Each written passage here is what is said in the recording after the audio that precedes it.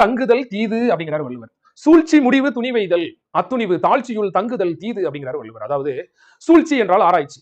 ஒரு ஆராய்ச்சியினுடைய எல்லை ஒரு துணிவோடு ஒரு முடிவை எடுத்தல். அத்துணிவு அந்த முடிவை எடுத்ததற்கு பிறகு அதை நாம் தாழ்ச்சியுள் தங்குதல் அப்படின்னா தாமதப்படுத்துவது தீங்கினை ஏற்படுத்துங்கிறார். இந்த குறளோட பொருள் பாருங்க. ஒரு செயலை பற்றிய ஆராய்ச்சியினுடைய முடிவு மனதில் துணிவு பெறுவதே. அதாவது எப்படி சொல்றதுன்னா, ஏங்க நம்ம எப்பெல்லாம் மனசு குழப்பத்தில் இருக்கோ அப்பெல்லாம் ஒரு முடிவு எடுப்போம் தெரியுமா? இப்ப இந்த வருஷத்துல இந்த நியூ இயர் அன்னைக்கு நீங்க நிறைய தீர்மானம் எடுத்திருப்பீங்க. கரெக்டா ரெசல்யூஷன் நிறைய பாஸ் பண்ணிருப்பீங்க. எப்பெல்லாம் நம்ம மனசு குழப்பத்தில் இருக்கோ, எப்பெல்லாம் நம்ம வாழ்க்கையில முன்னேறணும்னு நினைக்கிறோமோ, அப்பெல்லாமே நாமளே ஆராய்ச்சிக்கு உட்படுத்தி ஒரு முடிவு எடுக்கிறோம்.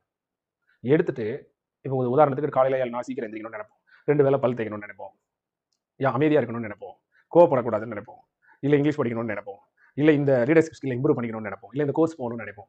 இந்த பிரச்சனை எப்படி பேசி தீர்க்கணும்னு நினைப்போம். இப்படி வாழ்க்கையில எவ்வளவோ முடிவுகளை ஒரு மனிதன் வந்து எடுப்பான்.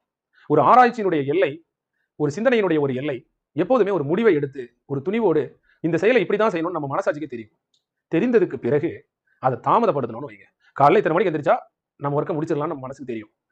அதுக்கப்புறம் காலையில் லேட்டா எந்திரிச்சோம்னா அப்ப அந்த ஒர்க்கு கெட்டு போகுமா இல்லையா? இதுதான் வள்ளுவர் சொல்றாரு. முதல்ல வினை செயல் வகைனா என்ன அர்த்தம்னா, எந்த ஒரு வினையையும் எந்த வகையில் செய்து முடிக்க வேண்டும். முதல்ல செய்யணும்னு நினைக்கிற செயலை தாமதப்படுத்தாத. நீ தாமதப்படுத்தினாலே அந்த வினை கெட்டு போகும்.